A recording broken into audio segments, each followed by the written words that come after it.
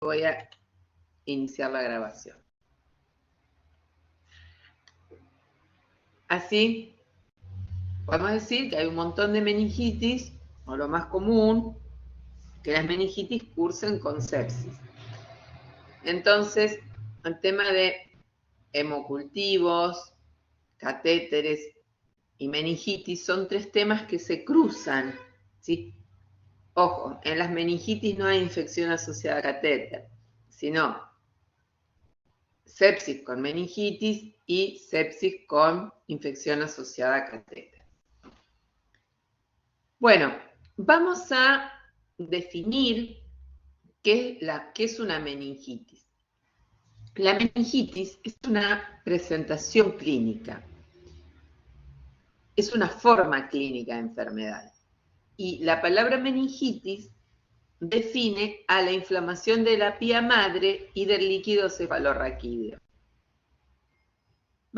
Siempre que veamos LCR, el líquido cefalorraquídeo, lo vamos a escribir siempre así, lo van a ver en los libros, en los papers, siempre lo van a escribir como LCR. En las órdenes médicas, siempre el médico pide cultivo de LCR. Y si estuviera en inglés, lo van a ver con la sigla en inglés CSF.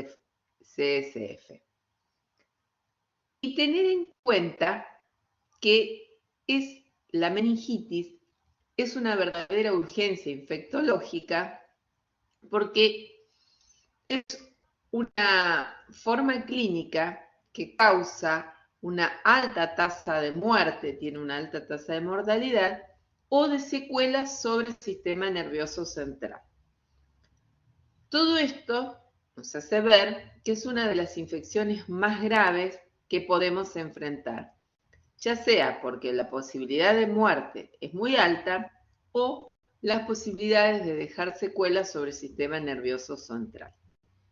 Por eso es que decimos que es una urgencia infectológica que requiere diagnóstico y tratamiento inmediato. O sea, cuando el médico tiene una sospecha de que el paciente tiene o puede llegar a tener una meningitis, va a querer tratarlo lo más rápido posible y va a querer tratarlo con el tratamiento adecuado.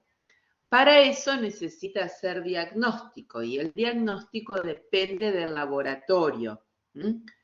Si bien podemos decir que hay un diagnóstico clínico que es por las manifestaciones clínicas, un diagnóstico bioquímico que es por el diagnóstico, digamos, por el físico-químico, las características físico-químicas del líquido cefalorraquídeo y un diagnóstico microbiológico.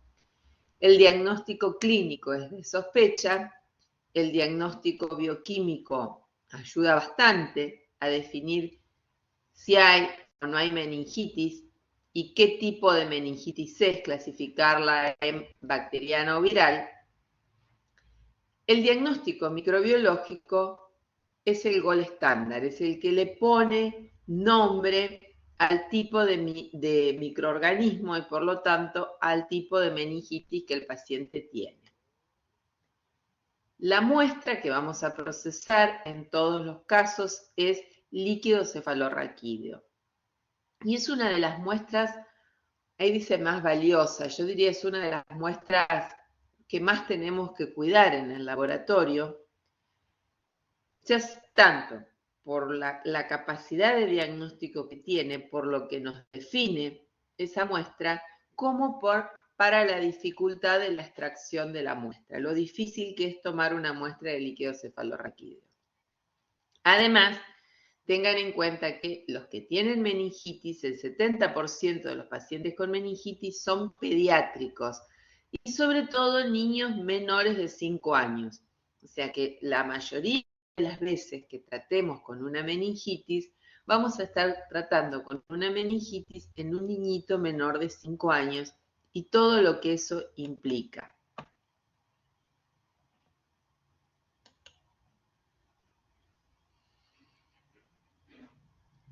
En el sistema nervioso central, en el espacio extracelular, hay dos tipos de líquidos. Por un lado hay un líquido extracelular o líquido parenquimatoso, que es el líquido que está en el tejido, digamos, en el tejido. Se considera que ese líquido representa más o menos el 15% de la masa del encéfalo y la médula espinal, pero ese líquido no se lo puede obtener por una punción. Lo que podemos obtener es el líquido cefalorraquídeo. El líquido cefalorraquídeo es el que se ubica entre las meninges y la masa del sistema nervioso propiamente dicho. En un adulto normal tiene entre 130 y 150 mililitros. O sea que la cantidad de líquido cefalorraquídeo que un paciente tiene es bastante limitada. Entre 130 y 150 para un paciente adulto. Los niños más pequeños obviamente tienen volúmenes más pequeños de líquido cefalorraquídeo proporcionales a sus masas corporales. Y este líquido cefalorraquídeo tiene una composición muy estable, muy estable, y guarda relación con el plasma sanguíneo. Y hay algunas cosas que nos vamos a tener que acordar, que vamos a tener que recordar para nuestra vida de bioquímicos. Hagamos microbiología o no hagamos microbiología, hay determinados valores que nos vamos a tener que acordar. No solamente para esta materia, sino para todos. Si trabajamos en guardia, si hacemos química clínica, no importa. Hay determinados valores que son súper importantes, que tienen que saber y que se van en el parcelito, probablemente se los pidan. ¿Cuál es la composición del líquido cefalorraquídeo?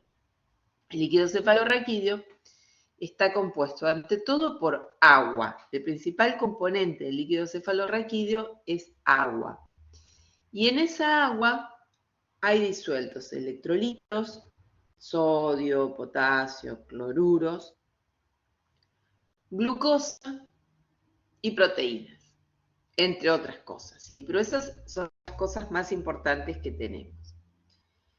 La glucosa representa, el valor de la glucosa es entre el 60 y el 70% de la glucosa plasmática. O sea, que si un paciente tiene 100 de glucosa plasmática, el valor normal de la glucosa en el líquido cefalorraquídeo es entre 70 y 100. Si un paciente tiene 200 de glucosa plasmática, va a tener de 120 a 140. ¿Se entiende esto? O sea, dependiendo cuál es el valor de la glucosa que hay en plasma, va a ser el valor de la glucosa en el líquido cefalorraquídeo. Y el valor de la glucosa en líquido cefalorraquídeo es muy importante porque una glucosa disminuida, valores disminuidos de glucosa, lo que me están hablando es que hay algo adentro del líquido que se está comiendo la glucosa. O sea, cuando tengo la glucosa disminuida, es porque hay alguna cosa adentro del líquido cefalorraquídeo que se está comiendo la glucosa, que está metabolizando la glucosa. ¿Y qué será esa cosa que está metabolizando la glucosa? Ante todo, bacterias.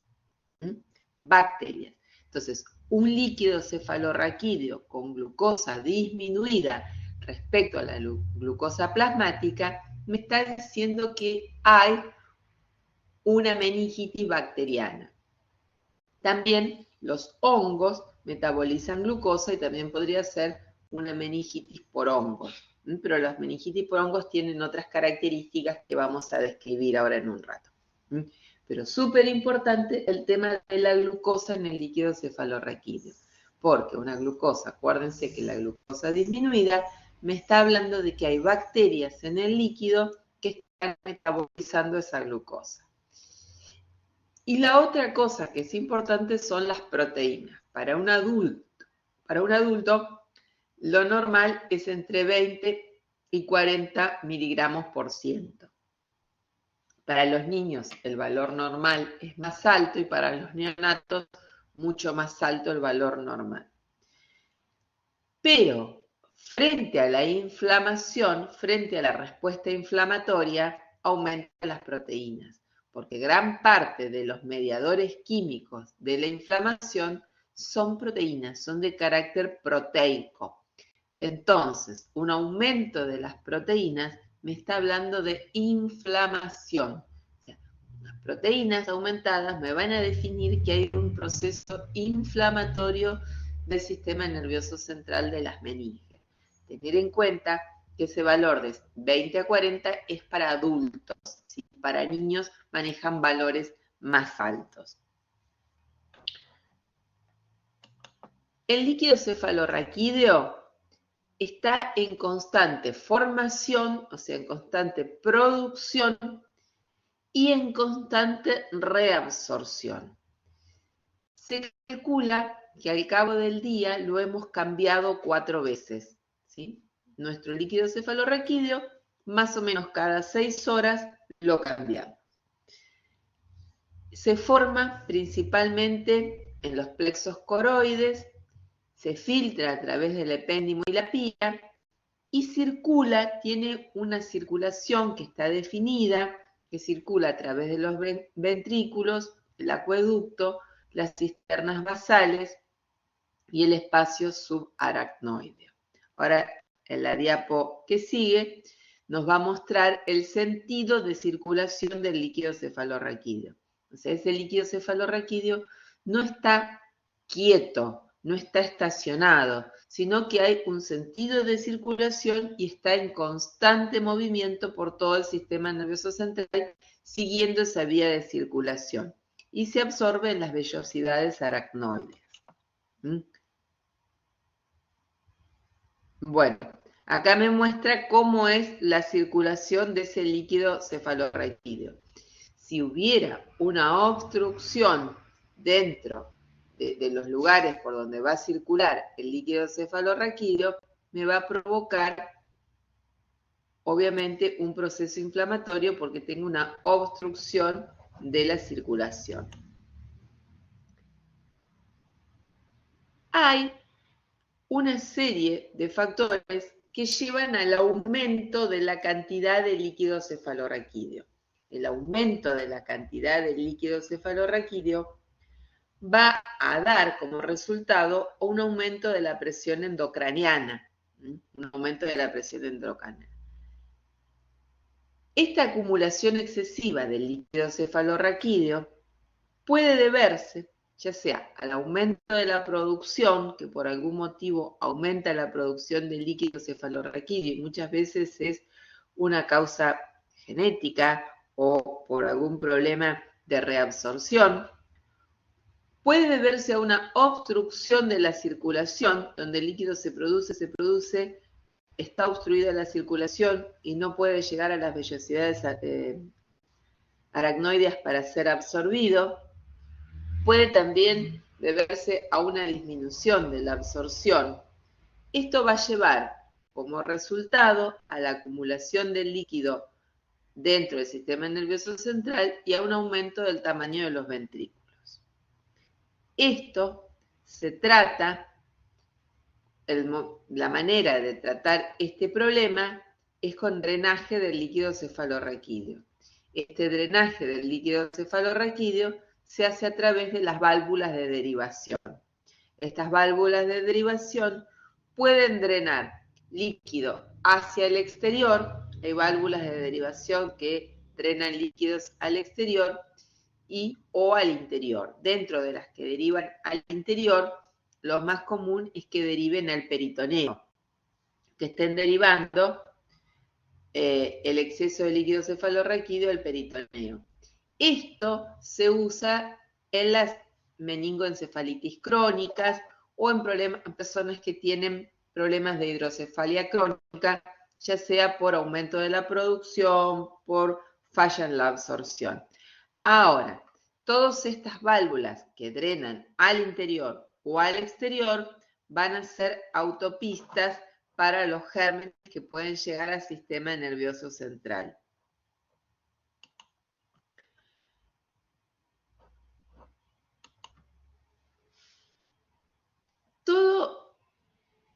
el sistema nervioso central está rodeado por un conjunto de vasos sanguíneos que se denominan barrera hematoencefálica. ¿Sí? La barrera hematoencefálica me divide el espacio plasmático del espacio extracelular. Y esta barrera hematoencefálica, que son nada más que un conjunto, como dice acá, me quedaron al revés, las diapos, esta es la que va primera. Bueno, la barrera hematoencefálica está formada por un conjunto de capilares sanguíneos del sistema nervioso central que tienen escasa capacidad de pinocitosis, o sea, escasa capacidad de que los sólidos atraviesen esos capilares. Tienen mecanismos de transporte específicos, o sea, no transportan cualquier cosa, solo transportan algunas cosas, y están rodeados por macrófagos del sistema nervioso central que se llaman astrocitos. ¿Cuál es la función de esta barrera hematoencefálica? Proteger al sistema nervioso central de un montón de cosas para que no lleguen. Va a proteger el sistema nervioso central para que un montón de sustancias tóxicas, sustancias que podrían ser tóxicos para el sistema nervioso central, no puedan llegar. Esto por un lado está genial, porque no llegan un montón de cosas que podrían hacer daño a nuestro sistema nervioso central, pero tampoco van a llegar los medicamentos. Es muy difícil lograr que un medicamento llegue al sistema nervioso central. Muchas veces, cuando queremos algún medicamento que no llega al sistema nervioso central y necesitamos que llegue, no nos queda otra que colocar una de esas válvulas de derivación y usar esa válvula de derivación para colocar el medicamento en el sistema nervioso central.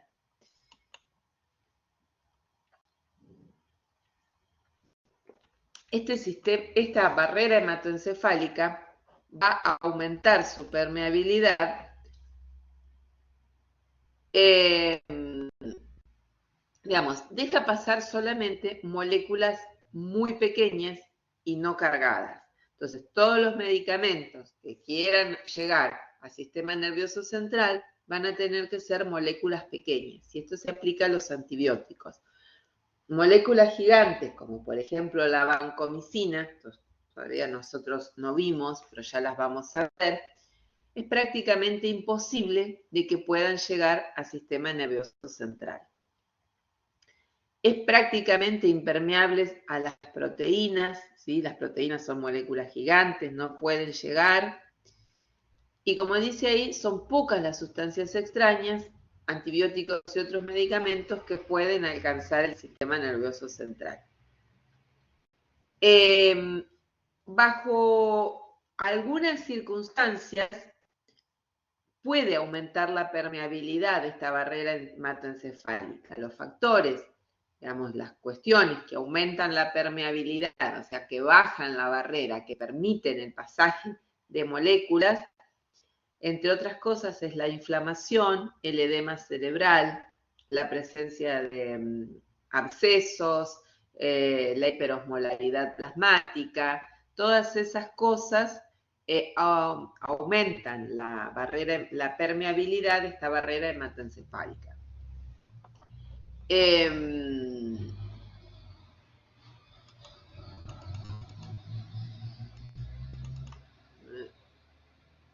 Bueno,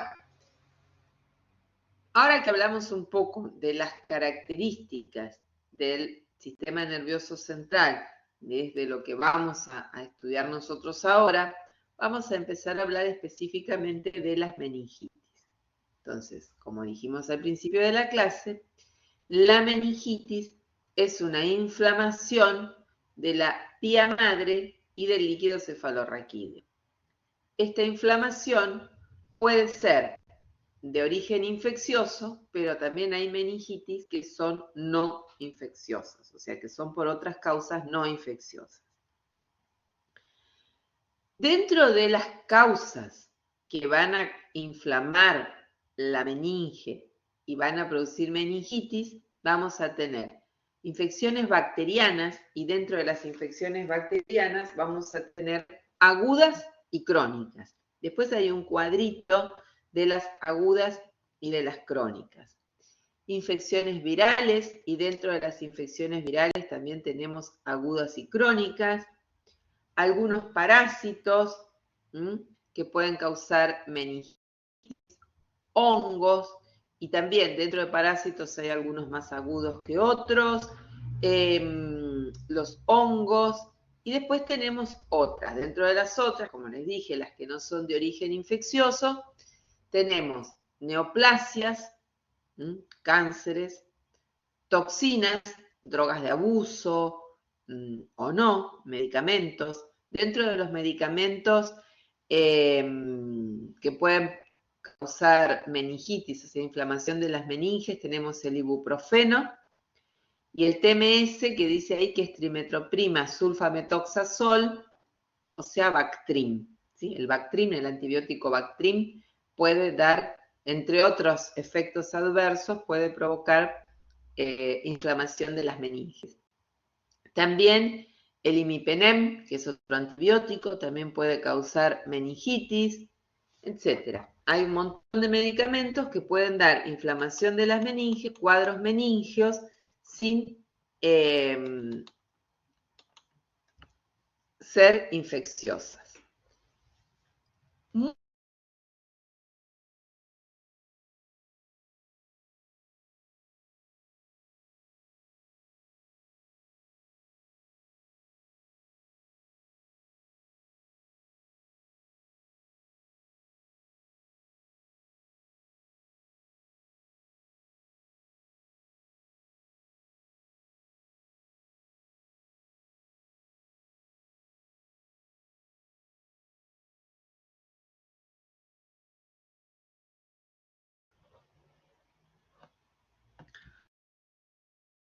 ¿Me están escuchando, chicos? Porque esto me sacó y... Bien. Sí, sí, me sacó a mí totalmente. Me fui de la página y volvió. ¿Están escuchando entonces? Bien. Bueno. Les decía, vamos a empezar a ver la manera en que se adquieren las meningitis. Cómo llegan los gérmenes a las meninges para causar la meningitis. Dentro, vamos a empezar viendo las bacterianas agudas, que son las más comunes, ¿sí? Y las que más frecuentemente nos va a tocar hacer diagnóstico. Las otras, las que son por virus, las que son crónicas, tienen otras metodologías para el diagnóstico.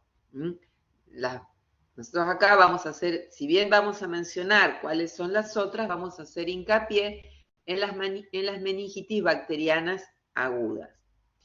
Las meningitis bacterianas agudas, en su adquisición, podemos definirlas en tres tipos de bacterianas agudas. Las que son de adquisición vertical, que son aquellas que se dan de madre a hijo en el canal de parto, y entonces, si se dan de madre a hijo en el canal de parto, afectan a los neonatos, son las meningitis neonatales. Dentro de las meningitis neonatales o de adquisición vertical, vamos a tener tres gérmenes capaces de causar meningitis neonatal o de adquisición vertical. Y son el Streptococcus agalactiae. No, si es por cesárea no pasa de madre a hijo. Y muchas veces, ahí vamos, ahí los nombro y ahí te cuento qué pasa con esto. Dentro de las que son de adquisición vertical, hay tres: Streptococcus agalactiae, Listeria monocytogenes y Escherichia coli. No cualquier Escherichia coli, sino unas Escherichia coli capsuladas, serotipo K1. O sea, dentro de las capsuladas hay varios serotipos y puntualmente están las K1, ¿sí? Que son las que tienen la capacidad de infectar, de invadir las meninges. Por este motivo, Y de estos 3 gérmenes, por lejos el más común y que tiene mayor incidencia, al menos para nosotros, al menos para acá, para nuestro medio, es el Streptococcus agalactiae. Las meningitis por Streptococcus agalactiae eran muy comunes, causaban una alta mortalidad neonatal y además un montón de secuelas sobre el sistema nervioso central.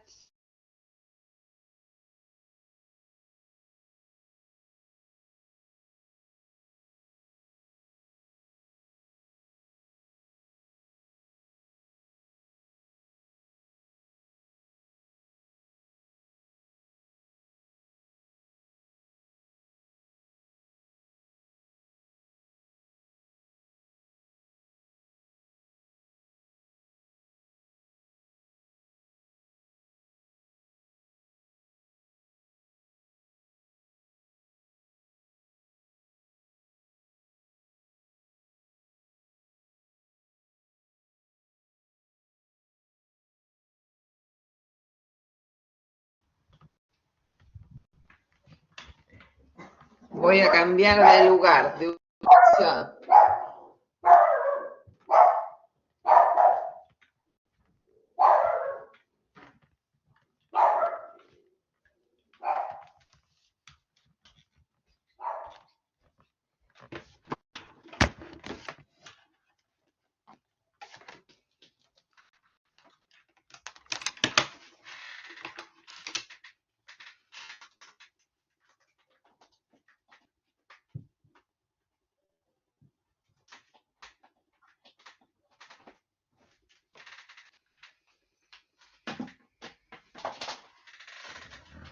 Bueno, se cortó de vuelta y creo que ahí volvió. ¿Me están escuchando?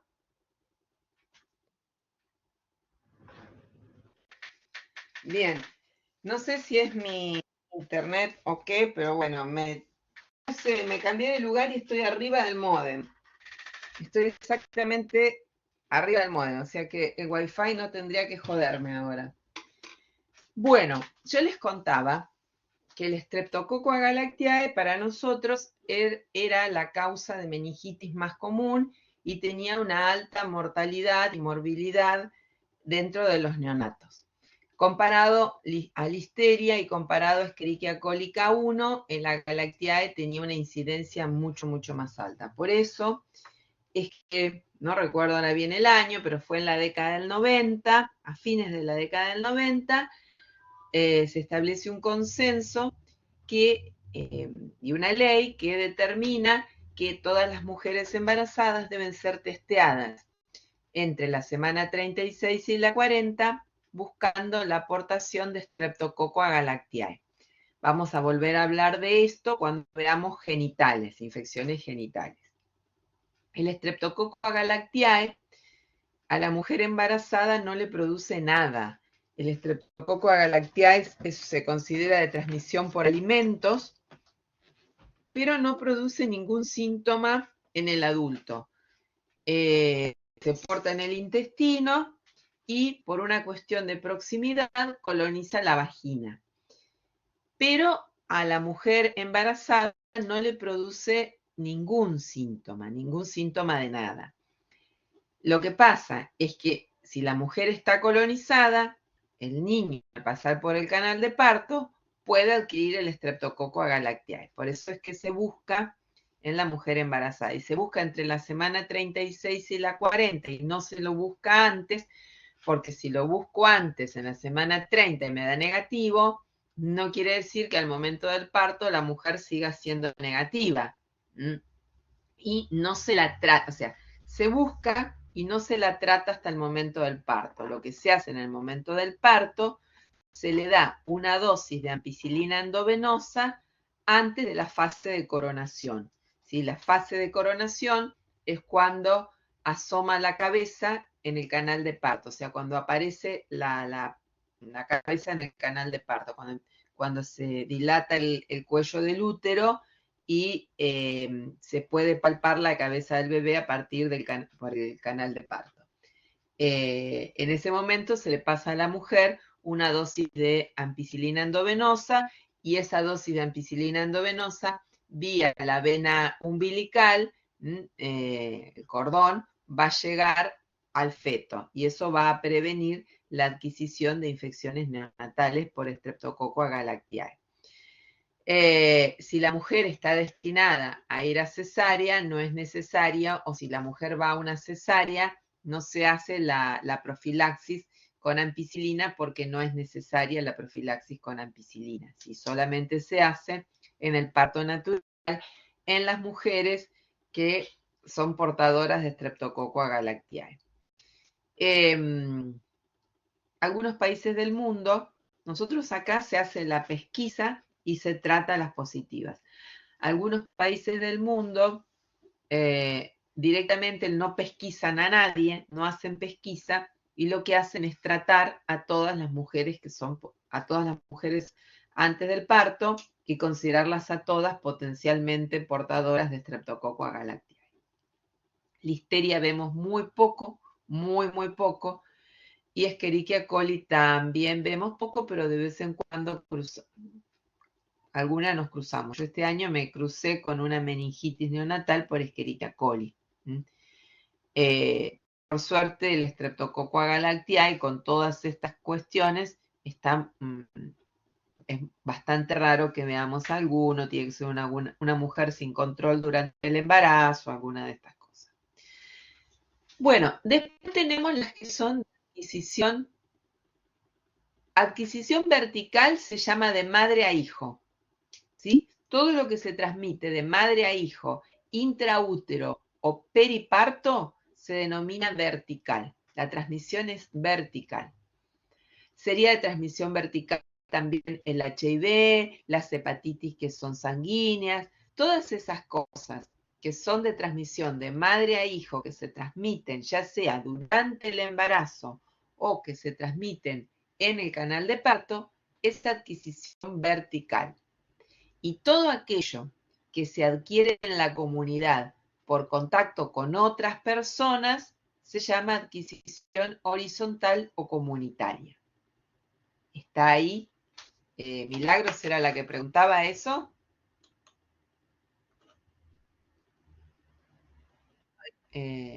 Bien,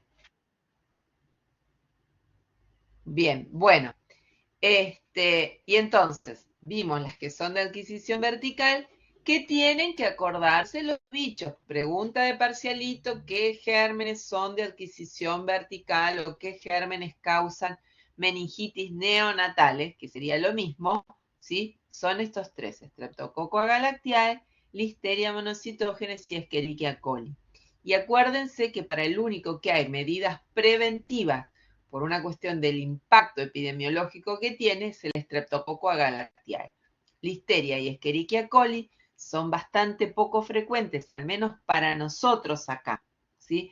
Hay países europeos, países nórdicos, que refieren gran cantidad de listeria y hacen pesquisa de listeria. ¿Sí? Hay algunos países del mundo que buscan listeria también en la mujer.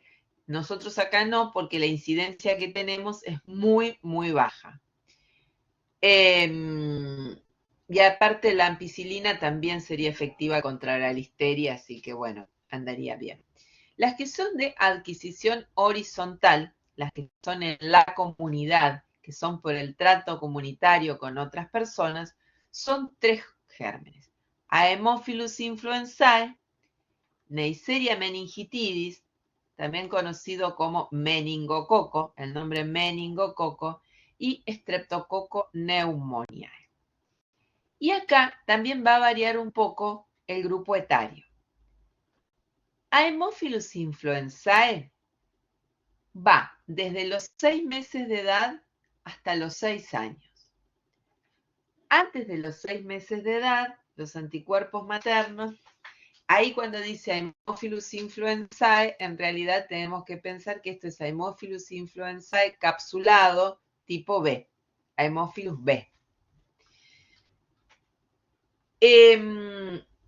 Los niños menores de 6 meses tienen anticuerpos maternos contra el Haemophilus tipo B que los protege de las infecciones.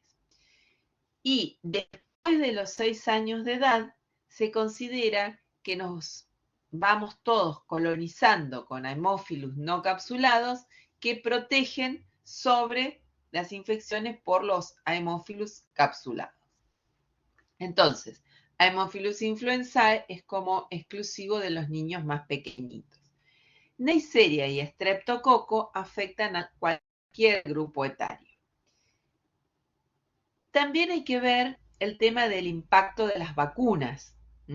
El Haemophilus influenzae es un germen que la vacuna está puesta en calendario desde el año creo que 96 o 98, no recuerdo bien, pero se puso en calendario la vacuna de Haemophilus influenzae, que es la vacuna que se da la cuádruple, en realidad es quíntuple, porque contiene tétano, difteria, tos convulsa, y la cuádruple, el cuarto componente, es Haemophilus influenzae tipo B. La quíntuple es cuando le agregan el componente de hepatitis B. Entonces, son estas vacunas que se aplican a los 2, a los 4 y a los 6 meses. A los 2, a los 4 y a los 6 meses, dependiendo, se da o cuádruple o quíntuple, dependiendo lo que toque, ¿sí? Ahí creo que son 3 dosis de quíntuple y el resto de las dosis son de cuádruple. Con lo cual, no deberíamos ver a Haemophilus influenzae tipo B nunca más porque está en calendario oficial y deberíamos tener 100% de cobertura con la vacuna. Bueno, hace ya unos cuantos años que estamos viendo de vuelta casos de meningitis de Haemophilus influenzae en los niños. Meningitis y sepsis con meningitis, ¿no? Las dos cosas. Bueno, esto se debe fundamentalmente a la falla de la vacuna o a la no vacunación. Y dentro de la no vacunación tenemos 2 causas de no vacunación.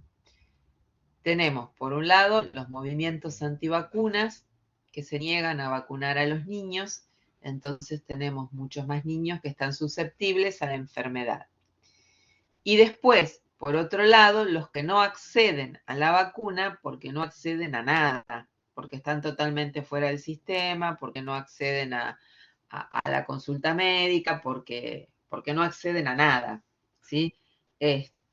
Bueno, entonces vemos que Haemophilus influenzae que no deberíamos ver, que por muchos años estuvo desaparecido en nuestro mundo, estuvo acá, al menos en Argentina estaba desaparecido. A ver, yo me acuerdo, principio de los años 2000, yo trabajaba en una industria, en una empresa que vendía insumos para laboratorios, insumos de microbiología, y cuando hacíamos las charlas a nivel zonal regional, se refiere a Cono Sur, continente americano Cono Sur, promocionaban unos paneles para identificación de Haemophilus influenzae. Y acá en Argentina no se vendían, nadie quería comprar los paneles de Haemophilus influenzae porque no había ningún Haemophilus influenzae. Entonces preguntaban desde la compañía por qué en Argentina no podían vender los paneles de Haemophilus influenzae, y era porque no había Haemophilus influenzae dando vuelta. O sea, nadie te lo iba a comprar eso porque no había. Bueno, hoy volvemos a ver, no como se veía antes de la vacuna, ¿sí? No como se veía a principios de los 90, pero volvemos a ver Haemophilus influenzae que no debemos. La Neisseria meningitidis ya hace unos cuantos años que también la tenemos en calendario, pero la vacuna de calendario de Neisseria meningitidis es la cuádruple, ¿sí?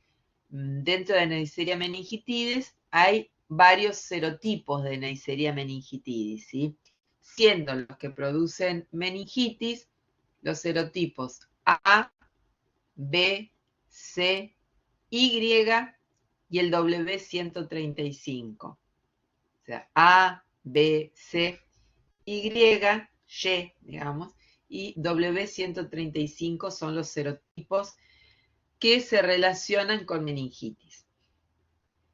La vacuna que está en calendario es una vacuna cuádruple, que me cubre sobre A, C, Y y W135, pero no me cubre contra el serotipo B. El serotipo B no está cubierto por la vacuna de calendario.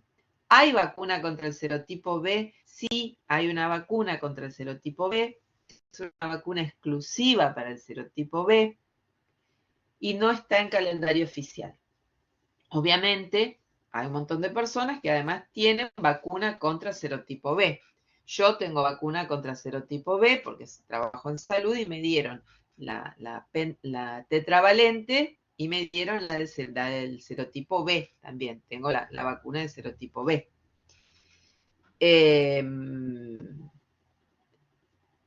Esto lleva a que los meningococos que prevalecen en nuestro medio, si bien ha bajado muchísimo la incidencia de meningitis por meningococo, el que prevalece en nuestro medio es serotipo B. En general, cuando aparece alguno dando vueltas, es un serotipo B. Y después tenemos el Streptococcus pneumoniae. El Streptococcus pneumoniae, hay un montón de serotipos que son los invasivos, ¿sí? No, o sea, dentro de los neumococos hay algunos que son invasivos y otros que no son invasivos, y eso depende de que sean capsulados o no. La vacuna, también tenemos vacuna en calendario, y la vacuna que tenemos en calendario de neumococos se aplica a los niños pequeños y también se aplica a los gerontes mayores de 65 años, que era el otro grupo especialmente susceptible para las meningitis por Streptococcus pneumoniae.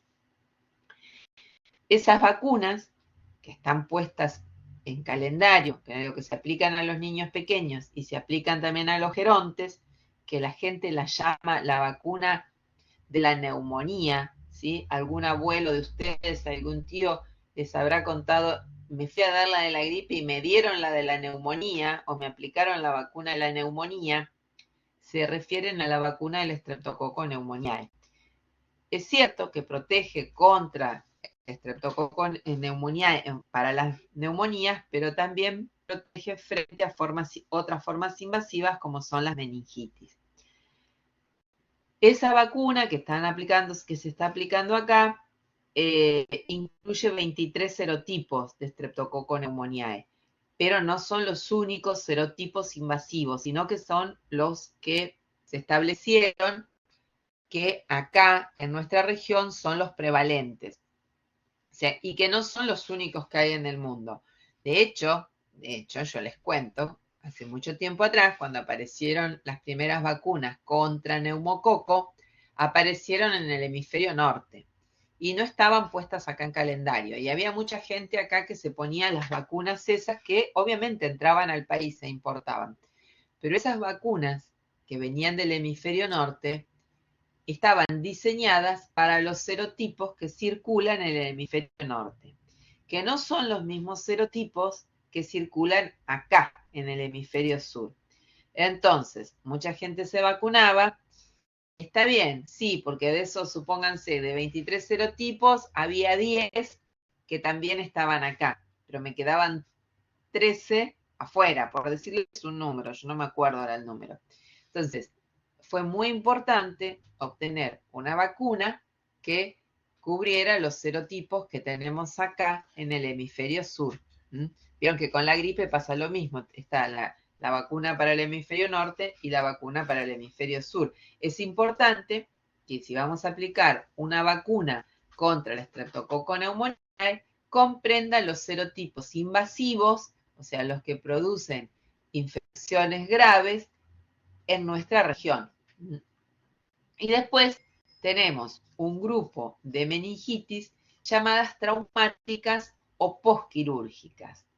Son las meningitis que se dan en personas que han tenido traumatismos encefalocraneanos o posquirúrgicas que han tenido algún proceso de neurocirugía y que posteriormente al proceso de neurocirugía desarrollan una meningitis. Dentro de este grupo de meningitis postquirúrgicas o postraumáticas, empezamos a ver ante todo estafilococos, porque son flora de piel del cuero cabelludo que ingresan a las meninges por el traumatismo, gérmenes intrahospitalarios, los mismos gérmenes que causaban infecciones en hemocultivos y catéteres, bueno, las mismas entran en juego acá. Acinetobacter, Pseudomonas, Klebsiella, Staphyloaureus, etcétera, todas esas cosas. Y dentro de este grupo también tenemos las que están asociadas a válvulas. Los pacientes que tienen válvulas de derivación al exterior, también, o al interior, ¿sí? Los pacientes que tienen una válvula de derivación al interior y están internados y hacen una sepsis por una Klebsiella pneumoniae, la Klebsiella pasa a circular por la sangre, se encuentra con la válvula de derivación, el catéter del peritoneo y hasta las meninges no paran. Entonces tenemos todo este otro grupo de meningitis que son las traumáticas y posquirúrgicas.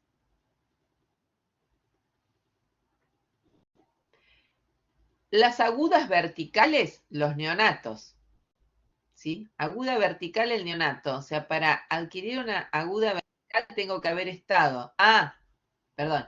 Las horizontales serían todas las personas que están en contacto con la comunidad en sí. Y eso, la mayor, mayor o menor predisposición de adquirirla tiene que ver con la aplicación de las vacunas. O sea, que tengan o no aplicadas las vacunas. Digamos, todos estamos expuestos a estos, pero el Haemophilus influenzae es exclusivo del grupo etario que tiene entre 6 meses y 6 años de edad. Fuera de ese grupo etario de 6 meses a 6 años de edad, no vemos a Haemophilus influenzae. Los niñitos que tienen menos de 6 meses tienen anticuerpos de mamá. Y por encima de 6 meses ya nos colonizamos con los otros Haemophilus y el Haemophilus influenzae no puede colonizarnos, infectarnos, invadirnos. ¿Sí? Estamos ahí con el Haemophilus influenzae, acuérdense, está solamente niños de 6 meses a 6 años. Y recuerden que cuando hablamos acá de meningitis por Haemophilus influenzae, es Haemophilus influenzae capsulado tipo B, que no son los mismos Haemophilus influenzae que causan las neumonías, ¿sí? ¿Se acuerdan? Neumonías de la comunidad.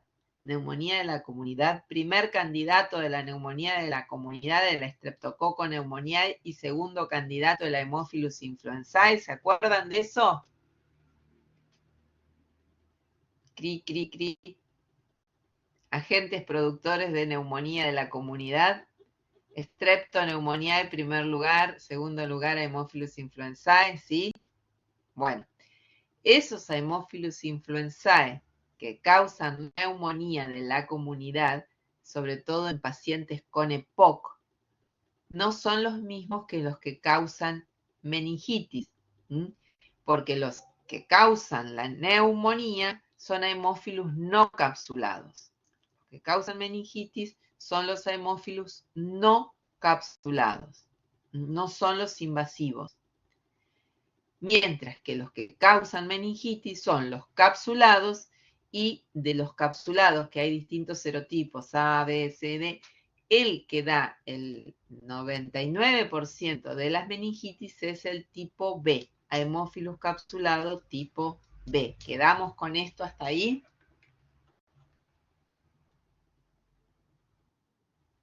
Bien, bueno, seguimos. Bueno, ahí las tenemos divididas por grupo etario, ¿sí? Entonces, menores, los niñitos, los neonatos, tienen un grupo, los adultos o fuera de los neonatos, digamos, tienen otros gérmenes, y después tenemos los que han tenido un traumatismo o han sido sometidos a una cirugía. Ahora la pregunta es, ¿cómo me llegan las bacterias a las meninges? Porque, digamos, las meninges no están en contacto con nada del exterior. Entonces, ¿cómo me llegan las bacterias hasta las meninges? Bueno, la forma más común de que las bacterias me lleguen hasta las meninges es la vía hematógena. ¿Qué significa la vía hematógena? Que a partir de otra localización hacen una bacteriemia y la bacteriemia impacta en las meninges.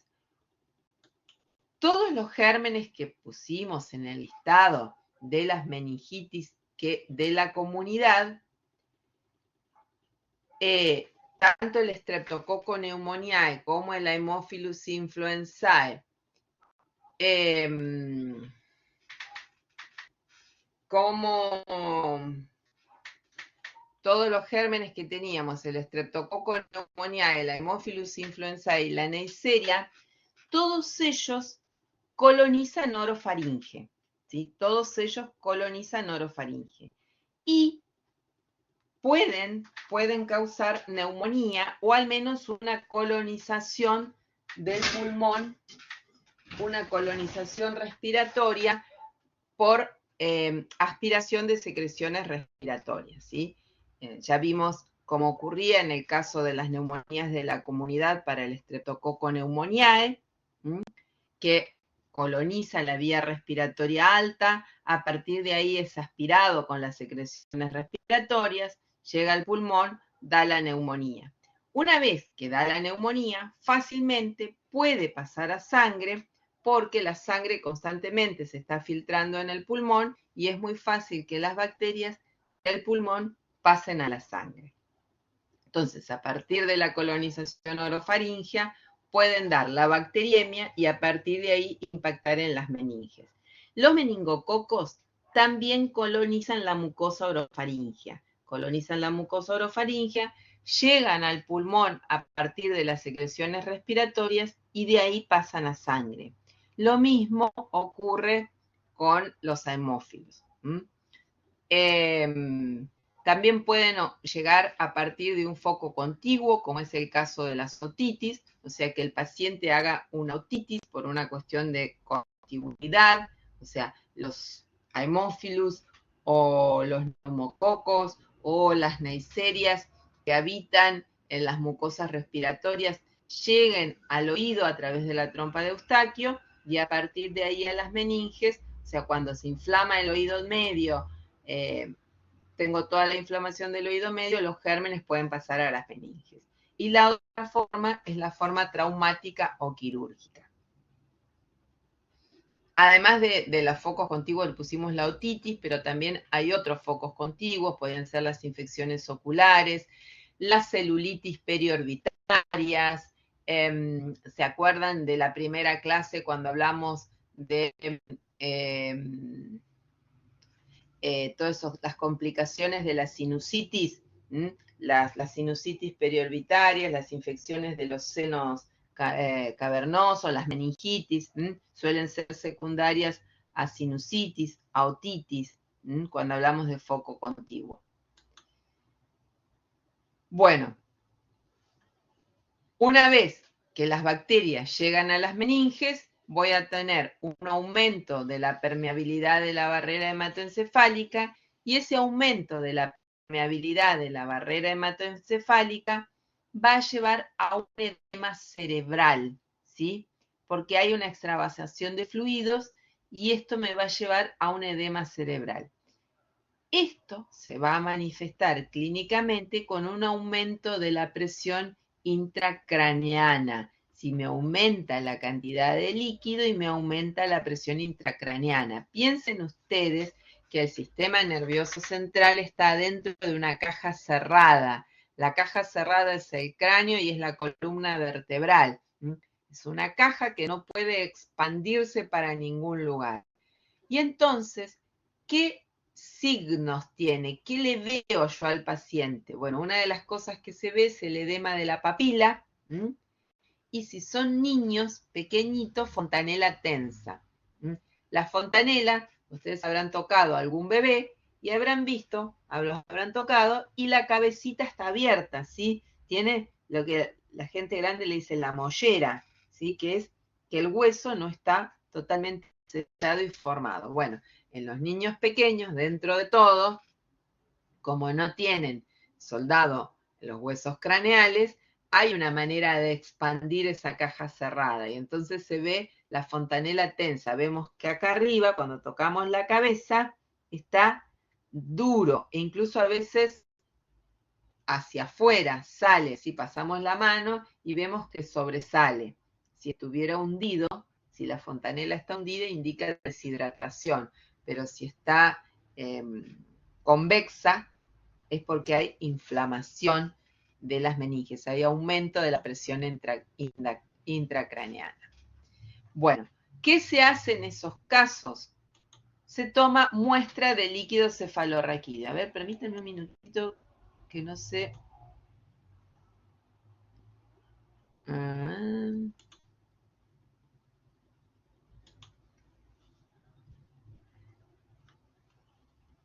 En algún lugar tenía la toma de muestra. Acá. Sí. Después vuelvo para atrás. Bueno, ¿qué hago? Voy a tomar muestra. ¿Sí? Yo no. Tiene que tomar muestra el médico frente a una sospecha de meningitis. El médico toma muestra. ¿Qué es la muestra que se toma? Líquido cefalorraquídeo. El líquido cefalorraquídeo se toma a partir de una punción lumbar. Se conecta la punción lumbar, tiene que punzan entre la tercera y cuarta vértebra lumbar y a partir de ahí se toma el líquido cefalorraquídeo. Cuando hacen la punción lumbar, una de las cosas que hacen es medir la presión endocraneana, ¿sí? Cuando hay una alta hipertensión endocraneana, no se puede hacer punción lumbar, hay otras maneras de tomar líquido cefalorraquídeo, pero no se hace la punción lumbar así, porque si la presión endocraneana es muy alta y se descomprime fuertemente y rápidamente el sistema nervioso central, puede ocurrir que el cerebro que está flotando en el líquido cefalorraquídeo descienda rápidamente, eso que está flotando descienda y el bulbo raquídeo se lesione contra la columna, ¿sí? Entonces, no siempre se puede hacer este tipo de punción, pero es la forma más común, la hace el médico y me va a mandar la muestra mía al laboratorio de líquido cefalorraquídeo. Cuando me manda a mí la muestra de líquido cefalorraquídeo, la muestra de líquido cefalorraquídeo es una de las muestras. Si son niños, pueden hacer punción transfontanal, ¿sí? Punción, o sea, punzan la fontanela y en los adultos hacen punción endocraniana, punzan a través del cráneo, pero no punzan abajo para que no esté el descenso rápido del líquido, ya lo hacen en quirófano, digamos eso.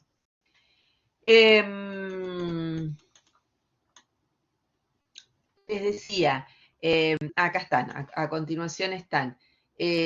Las otras que pueden hacer es la punción cisternar o ventricular, que esto lo hace el neurocirujano en el quirófano, ¿sí? No de esa manera, no entrando a partir de la columna, para que no haya ese descenso rápido, que no caiga todo el sistema nervioso al sacarle, digamos, el líquido que lo amortigua.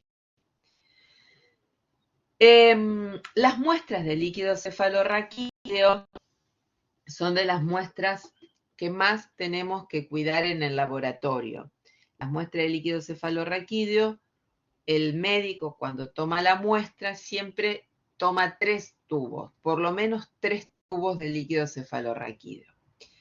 Toma el primer tubo que sale, o sea, cuando empieza a salir el líquido, el primer tubo que sale es el que se designa para el físico-químico. Ese primer tubo que sale suele salir contaminado con sangre, que es sangre de la punción, no es sangre propia del líquido cefalorraquídeo. El segundo tubo que sale es el que va para bacteriología, y si le quisieran pedir virus o quisieran pedir búsqueda de células malignas o otra cosa, se toma un tercero, un cuarto tubo. El líquido no podemos compartir. A ver, cada uno de esos tubos tiene una conservación distinta. Y esto es importante saberlo y tomar los recaudos para no estropear la muestra, porque es una muestra muy difícil de tomar y no podemos alegremente decirle, bueno, y púnsenlo de vuelta porque se me estropeó la muestra. ¿Sí? No, no es una cosa que podemos hacer. Entonces, a ver, la muestra que va para el físico-químico, que son los que van a ser glucosa, proteínas, cloruros, todas esas cosas, primero ellos lo que hacen es centrifugar el líquido. Si ustedes alguna vez van a la guardia, si hacen rotación por la guardia del laboratorio, llegan estos líquidos y se centrifugan.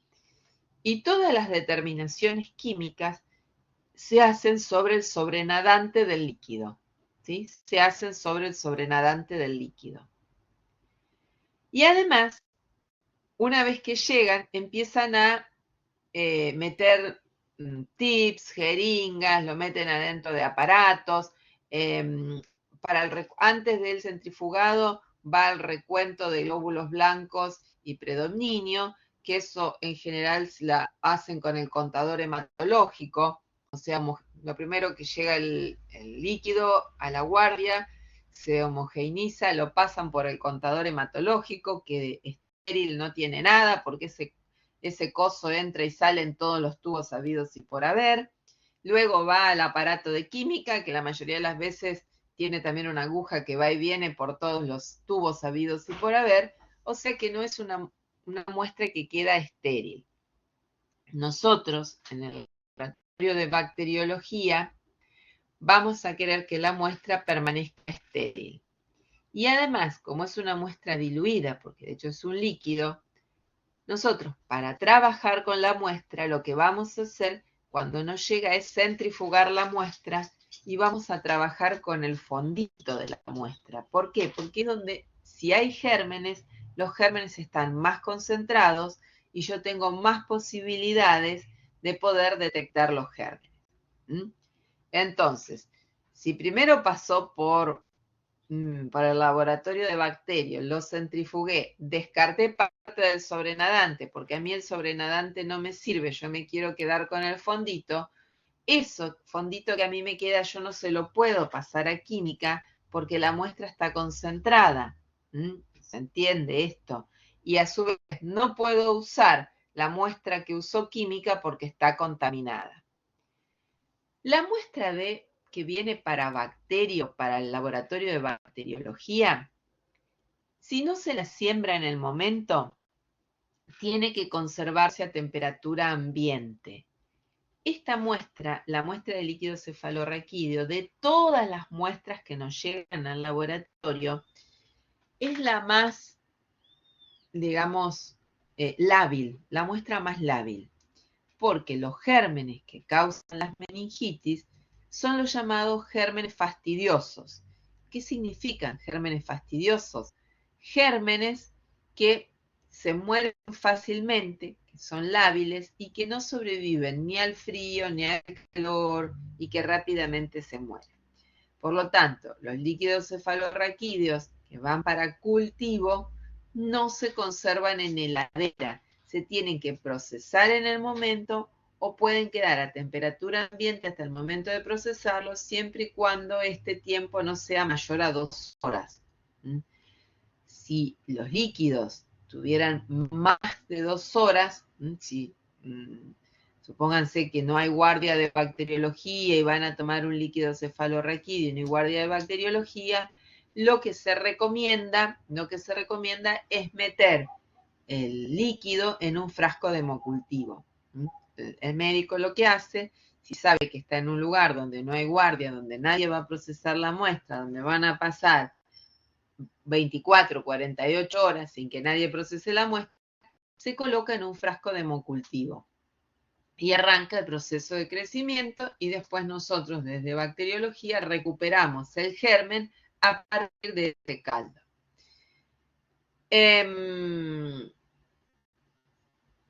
Bueno, y la muestra que va para virología, para virus, se guarda en la heladera, ¿sí? porque yo no quiero que me sobrecrezcan gérmenes y que me contaminen con su DNA el líquido, porque lo que va para virus se hace por biología molecular. Entonces la muestra tiene que ser guardada en heladera. Y si va para anatomía patológica, para ver células malignas, se le agrega formol, entonces tampoco me serviría. Por eso el tema de que el médico al momento del muestra tome distintas fracciones y ya llegue cada fracción a su destino, porque no es todo el mismo lugar, no es la misma gente las que procesamos las muestras. Bueno, ¿cuáles? Esto no lo dijimos. Bueno, ¿cuáles son los síntomas más comunes del paciente que tiene meningitis? ¿Cuáles son las sintomatologías de la meningitis? Bueno, fiebre, sobre todo en las bacterianas, y sobre todo en las bacterianas agudas. Cefalea severa en la base y en el cuello, en la base, la parte de abajo, sienten que mucho dolor.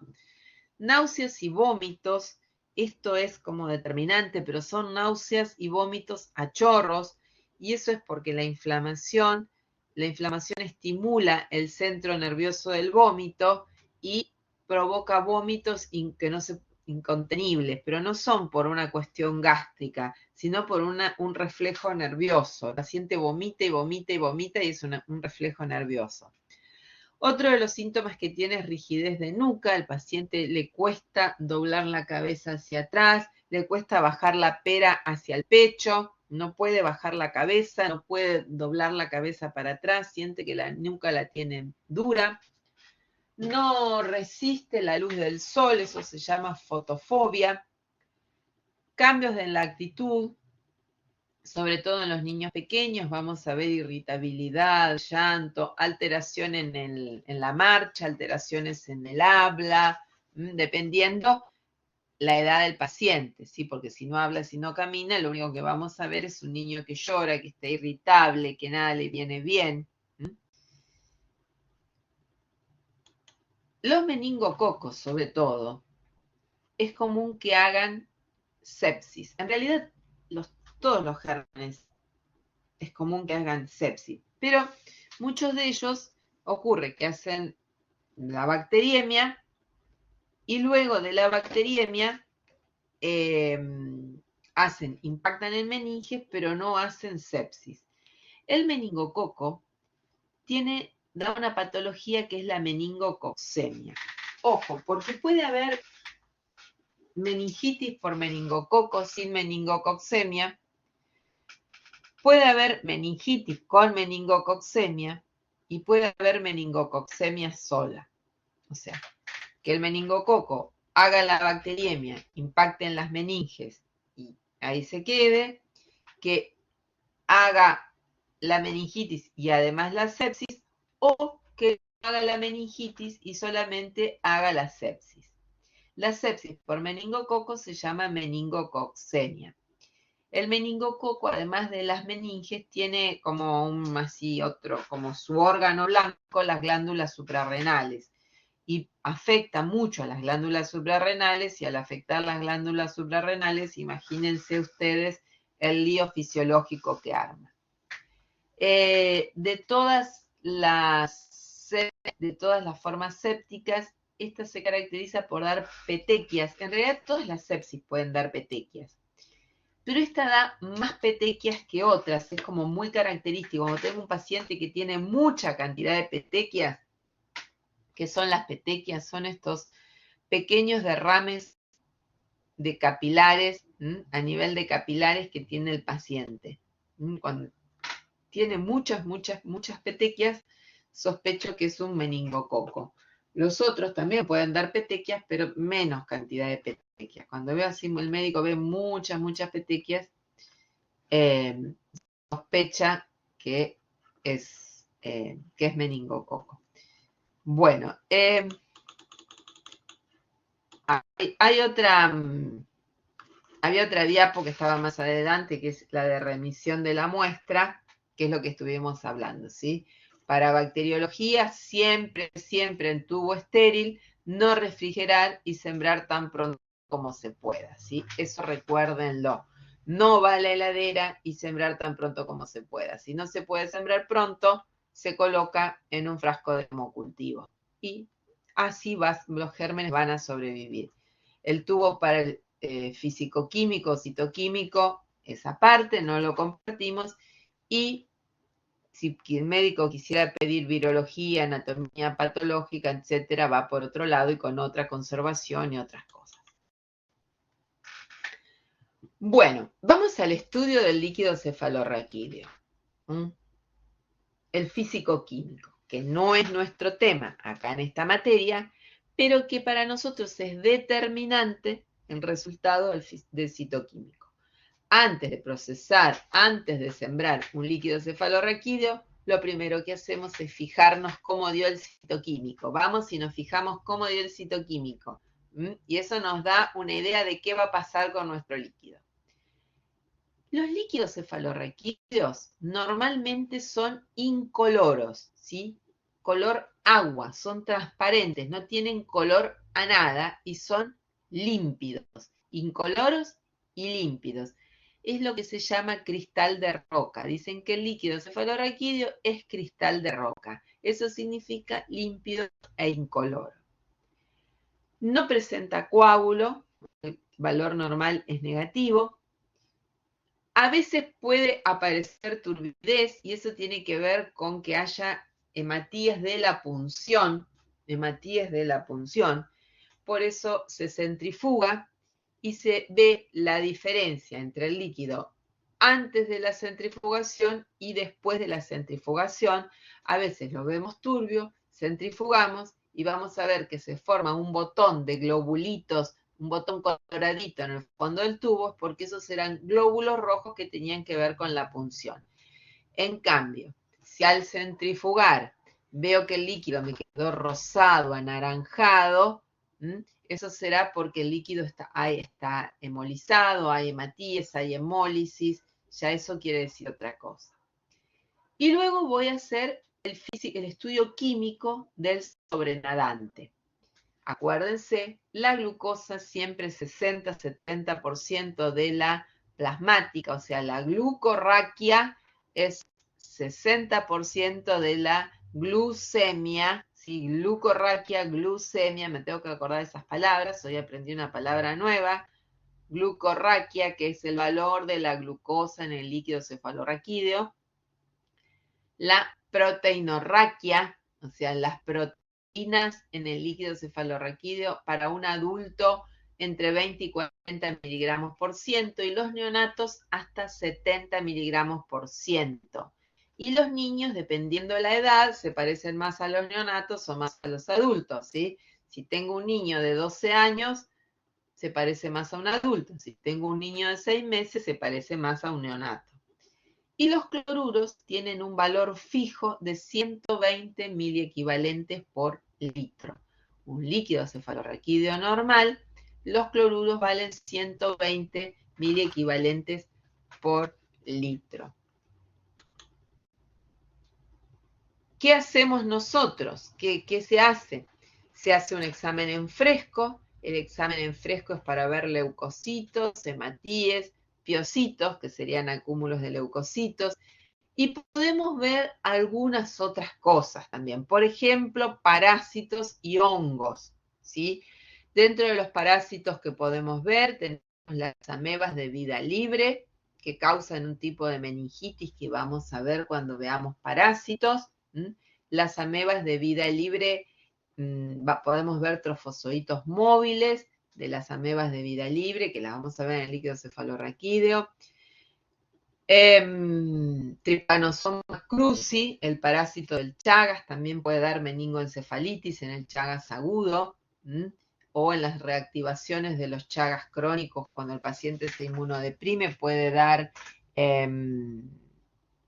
meningitis por tripanosoma. También podemos ver el tripanosoma en el examen en fresco, podemos ver hongos en el examen en fresco, y luego se hace un recuento en cámara de Neubauer o en el contador hematológico. Lo ideal es hacerlo en cámara de Neubauer, es la técnica. Lo que pasa es que en muchos lugares no tienen ganas de ponerse a llenar la cámara de Neubauer, lo hacen con el contador hematológico. Dependiendo el modelo del contador hematológico, cuenta bien o no cuenta bien en los líquidos. Hay algunos que no cuentan bien, otros sí. Algunos contadores hematológicos se confunden las levaduras con glóbulos rojos o con glóbulos rojos, y otros las confunden con linfocitos. Entonces me dan un recuento de linfocitos altos cuando en realidad lo que están contando son unas levaduras que se llaman criptococo, que después les cuento quiénes son los criptococos. También el recuento de glóbulos blancos no es igual para el niño que para el adulto. El adulto se considera normal hasta 5 leucocitos por microlitro, ¿sí?, de monomorfos nucleares. Más de 5 es patológico. Y para los lactantes, hasta 30 es normal. Y los niños, dependiendo de la edad, se parecen más a los adultos o más a los lactantes, ¿sí? Tienen unos valores intermedios. También le podemos hacer un GIEMSA. El GIEMSA es importante para ver predominio, ver si ese predominio es a polimorfos nucleares, si es a macrófagos, si es a linfocitos, qué otras células, qué otros blastos puede haber. Y los parásitos también se tiñen, con GIEMSA. Eso es una Naegleria, que es una de las amebas de vida libre, ¿sí? Naegleria, Balamutia, Sapinia, son varias de las amebas de vida libre.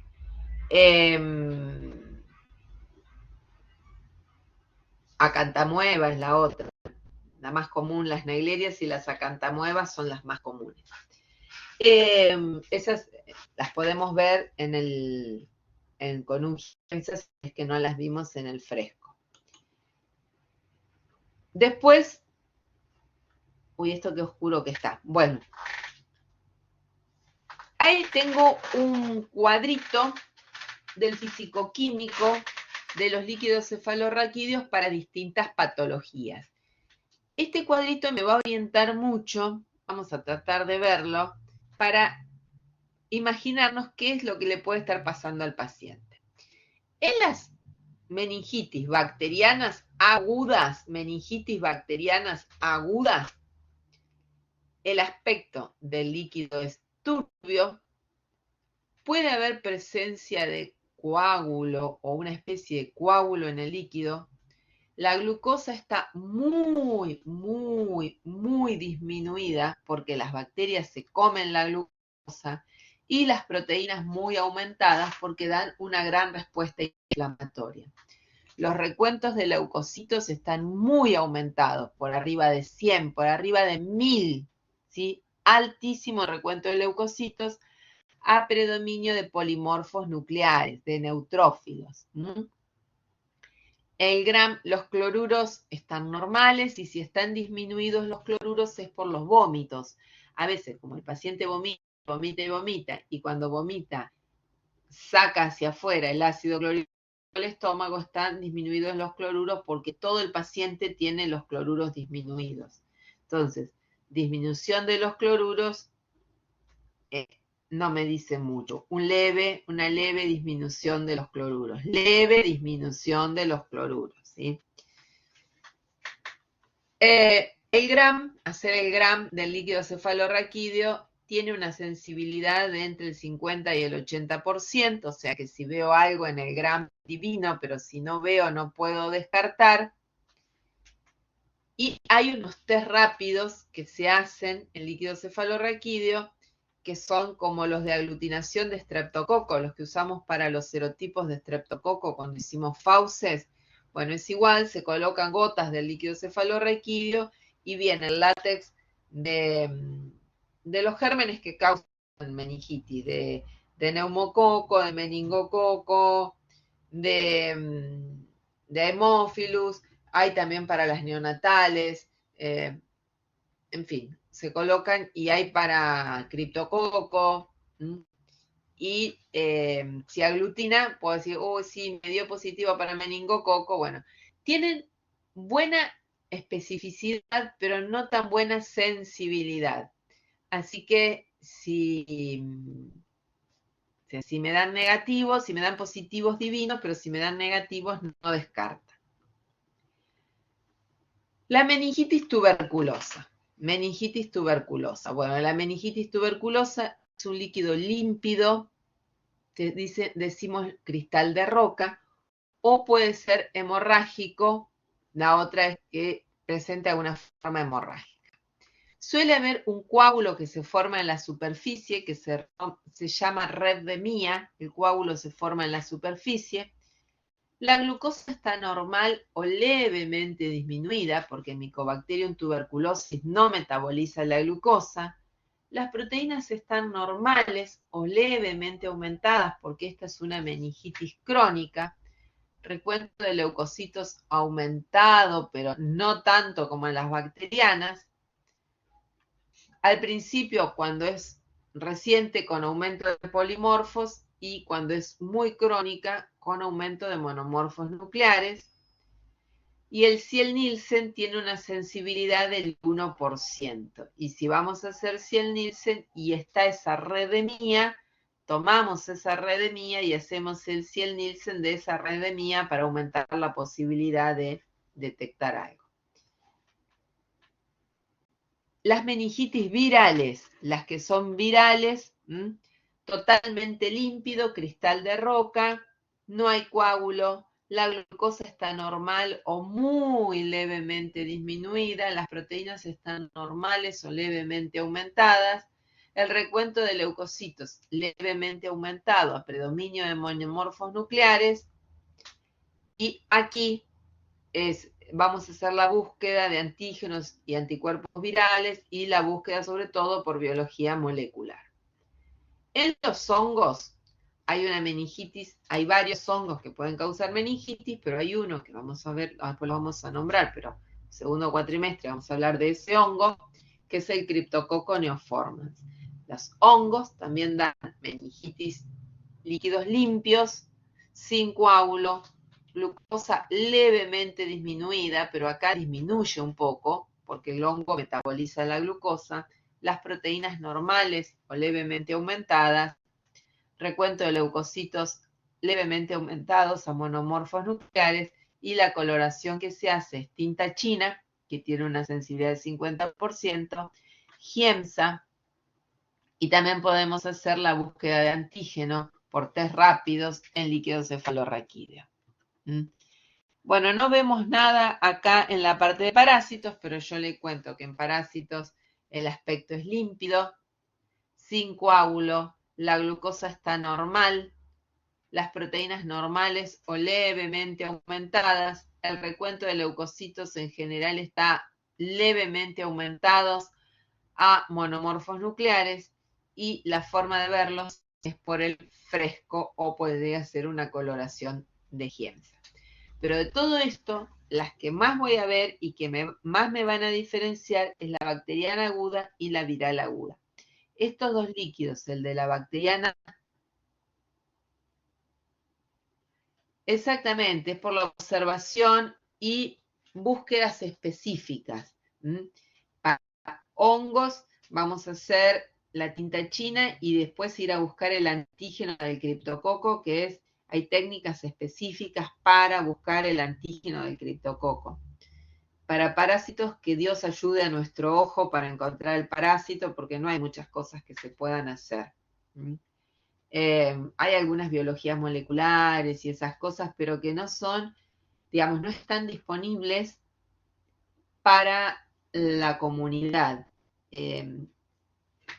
A ver, para amebas de vida libre, si nosotros quisiéramos hacer una biología molecular para amebas de vida libre acá, se la tenemos que mandar al CDC, a Carlos Vives-Vara, que es el único que hace eso. Porque acá ni el Malbram hace biología molecular para amebas de vida libre. Es por observación directa.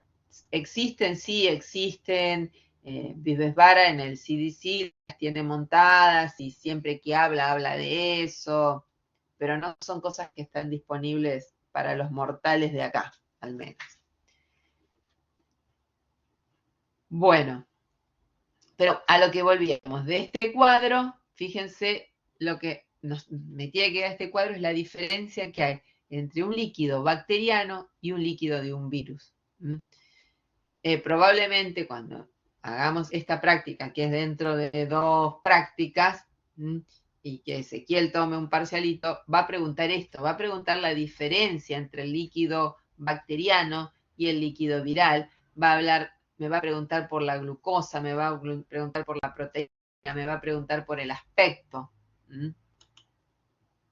Bueno,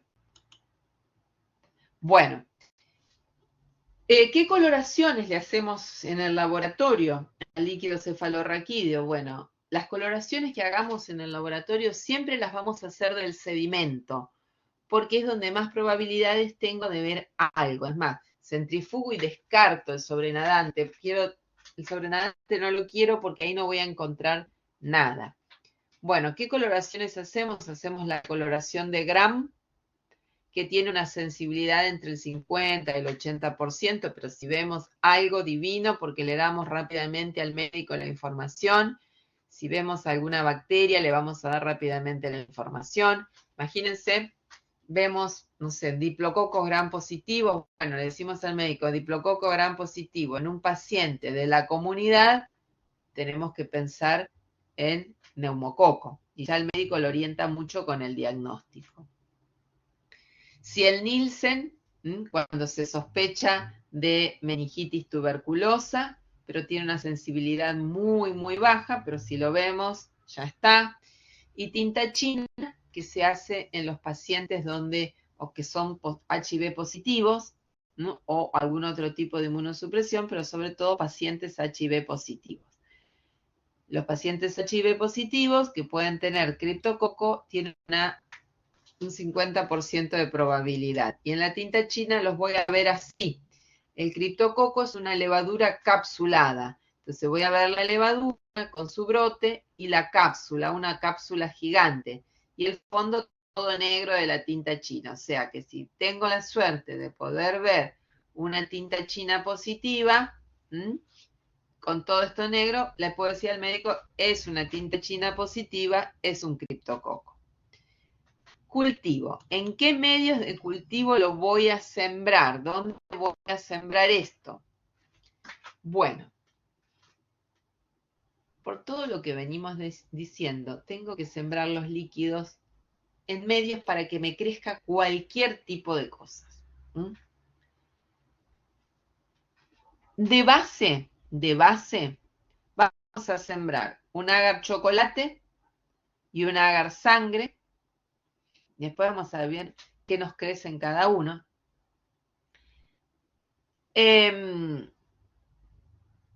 Acuérdense que yo voy a ir a buscar, si es un neonato, voy a ir a buscar Listeria, Agalactiae, Escherichia coli. Si es una aguda de la comunidad, voy a ir a buscar meningococo, neumococo, Haemophilus. Si tengo que buscar algo donde me crezcan eso. Entonces, agar chocolate, porque la Haemophilus solo crece en agar chocolate. El neumo me va a crecer en el agar sangre y también en el chocolate, y el meningo me crece en chocolate y también me crece en sangre. Hay un medio que es para neiserias, que es el Thayer Martin, que vamos a hablar de Thayer Martin cuando hablemos de genitales. Acá no es necesario. Si bien decimos que el Thayer Martin es un medio selectivo para neiserias patógenas, acá no es necesario usarlo, el Thayer Martin, porque como esta es una muestra estéril y no quiero separarlo de la flora acompañante, no necesito usar Thayer Martin. El Thayer Martin, como es un medio que tiene antibióticos, lo que hace es impedir el desarrollo de la flora acompañante. Pero acá no hay flora acompañante, entonces no necesito Thayer Martin, con un chocolate estoy bien. También le vamos a sembrar por las dudas un medio para bacilos negativos, que puede ser un CLD o un Levin o lo que tenga para bacilos negativos, y se incuba todo 24-48 horas. Los gérmenes en cuestión, sobre todo el Haemophilus, tarda 48 horas en crecer. y siempre le hacemos un medio líquido, que puede ser un caldo tioglicolato o una botella de hemocultivos que lo incubamos 7 días. Luego, si hubiera sospechas específicas de otras cosas, se agregan otros medios. Ejemplo, para hongos podemos agregar una garsaburó. Si sospechamos de tuberculosis, un Lowenstein-Jensen y un Stombrick, etc.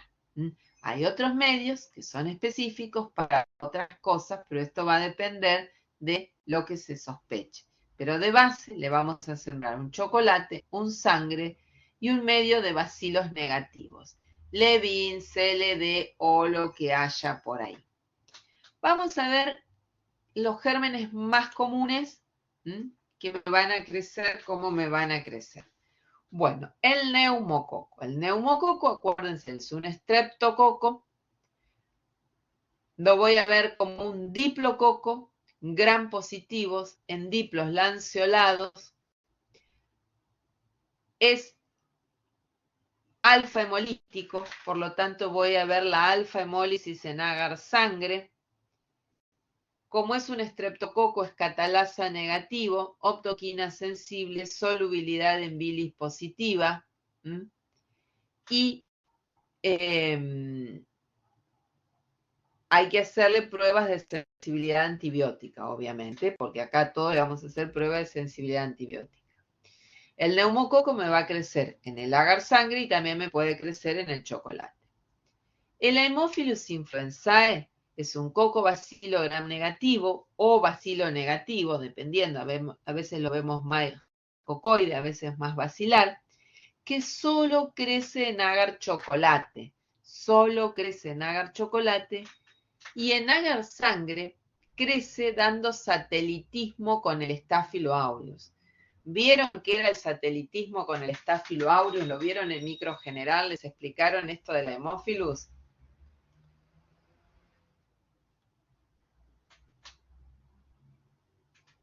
Sí, no, nadie me contesta por ahí, que no lo vieron.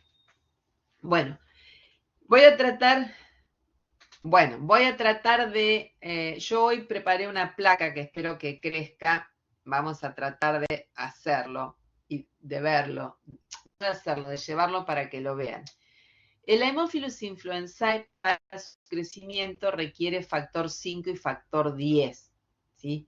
Necesita hematina y NAD, o sea, necesita que el glóbulo rojo esté roto, que esté abierto y que se liberen los componentes de adentro del glóbulo rojo. No crece en agar sangre porque los componentes están adentro del glóbulo y él no tiene la capacidad de movilizar al glóbulo rojo para obtener los factores de crecimiento que están adentro del glóbulo. Por eso solo crece en chocolate. Pero si al agar sangre le agregamos una estría de Staphylococcus aureus, el Staphylococcus aureus es hemolítico, rompe los glóbulos rojos, hemoliza los glóbulos rojos y el pobre Haemophilus anda por ahí dando vuelta, aprovecha esa hemólisis que produce el Staphylo aureus y crece alrededor del Staphylo aureus, aprovechando los factores que se liberan de los glóbulos rojos por la hemólisis del Staphylo aureus. Y ese efecto de crecer como colonias muy pequeñitas alrededor del Staphylo aureus se llama satelitismo. Voy a ver, ojalá nos crezca algunos y los pueda llevar para mostrar. Entonces, si no tengo chocolate y solamente tuviera un agar sangre, siembro el agar sangre y después le agrego una raya de Staphylo aureus en el medio buscando el satelitismo. Si tengo algo que no crece en el resto de la placa y solo crece alrededor de la estría de Staphylococcus aureus, es una Haemophilus influenzae, después tendré que ver si es serotipo B, A o qué serotipo es. Acá tengo, estos son diplococos lanceolados, que son los típicos del neumococo. Y esto es una foto de un líquido cefalorraquídeo. Listeria. Vamos con el resto de los otros gérmenes. Listeria. Bueno, la listeria es un bacilo gram positivo, aerobio, no esporulado, es beta hemolítico, no muy beta hemolítico, no es como un Piógenes, pero da beta hemólisis, es catalasa positivo, bilisesculina positivo, cloruro de sodio positivo y da una movilidad que se llama movilidad saltarina o movilidad en sombrilla. ¿Qué quiere decir esto? Que cuando yo pincho el SIM, el medio de SIM, que es el de movilidad, voy a ver que solo está móvil en la superficie del medio y no hacia la profundidad del medio. Unos le dicen saltarina, otros le dicen en sombrilla. Me da como una sombrillita de movilidad y veo el fondo que está limpito. Podemos hacer la prueba de Camp, que eso me imagino que sí la vieron. Si no vieron la prueba de Camp, vamos a, después en la práctica les cuento y llevaremos algunos Camp hechos para verlos. Da Camp positivo en cabeza de fósforo. El Streptococcus agalactiae son cocos gram positivos en cadena, beta hemolíticos, Camp positivo pero en flecha e hipurato positivo.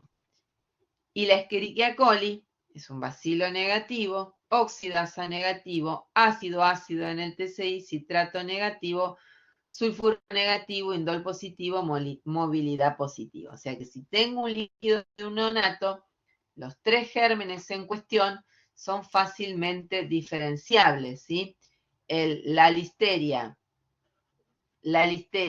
el strepto y la Escherichia coli son los 3 fácilmente diferenciables. Me quedó el meningococo, ¿sí? El meningococo son cocos gram positivos, en diplococos, arriñonados, que solo crece en sangre y chocolate con dióxido de carbono. Si no le agrego un poco de dióxido de carbono no va a crecer.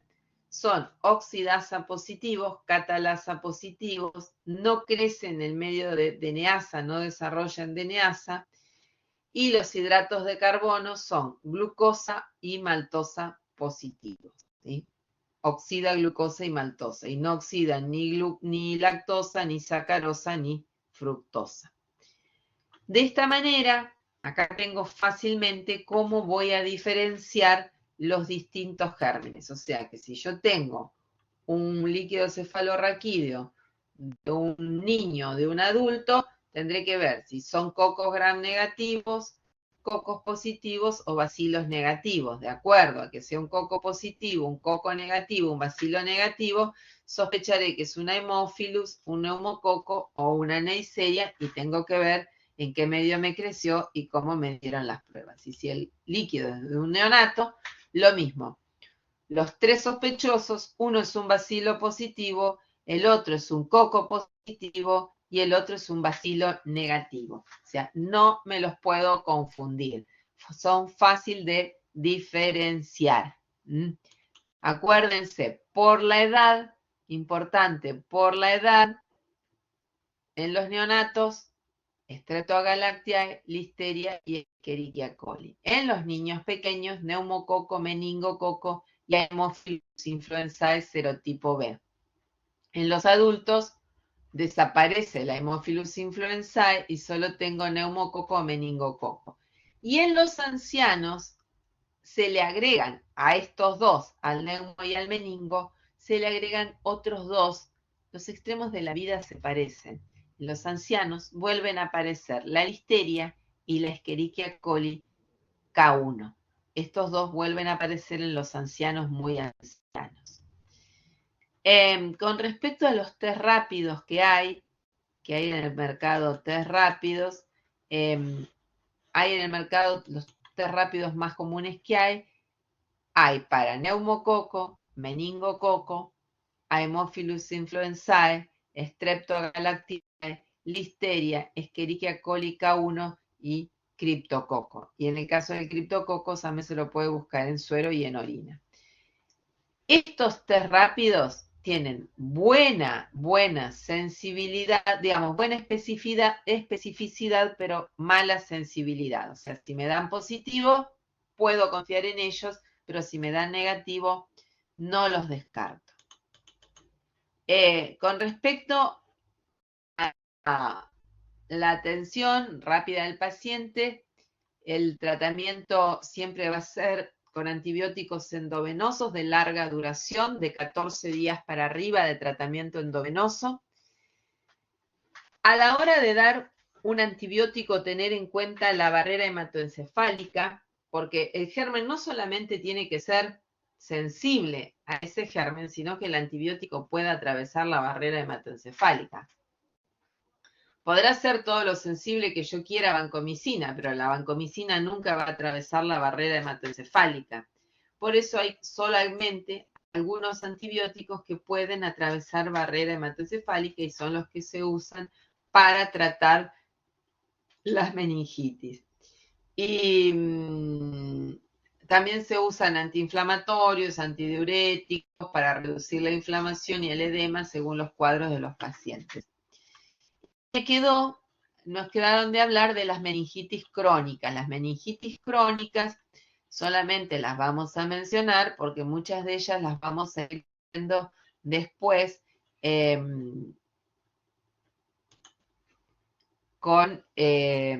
a medida que vamos viendo estos gérmenes, ¿sí? Tener en cuenta que cuando hablamos de meningitis crónicas, hay meningitis crónicas de bacterias, de virus, de hongos, de parásitos. Dentro de las bacterias hay dos bacterias que producen meningitis crónicas, que es la tuberculosis y la sífilis. Ambas, el Mycobacterium tuberculosis y el Treponema pallidum, son bacterias y los dos tienen formas meningias crónicas. Obviamente son de forma secundaria, la sífilis es en sífilis terciaria, la última etapa de la sífilis terciaria es la neurosífilis. No deberíamos ver pacientes con neurosífilis, pero de vez en cuando nos aparecen pacientes con neurosífilis. Y las tuberculosis, lo mismo, son tuberculosis no tratadas en pacientes inmunocomprometidos. En general los que vemos son los pacientes HIV, con tuberculosis, con meningitis tuberculosas, pero cada tanto nos aparece alguno. Dentro de los virus, hay un montón de virus que no vienen al tema de hoy, que dan meningitis agudas. Dentro de los virus que dan meningitis agudas tenemos los que tenemos acá. Enterovirus, adenovirus, herpesvirus son los más comunes que dan meningitis agudas. Y a esto hay que sumarle un grupo que no está puesto acá, que son los arbovirus, las meningitis por arbovirus, ¿sí? Los arbovirus son los transmitidos por mosquitos.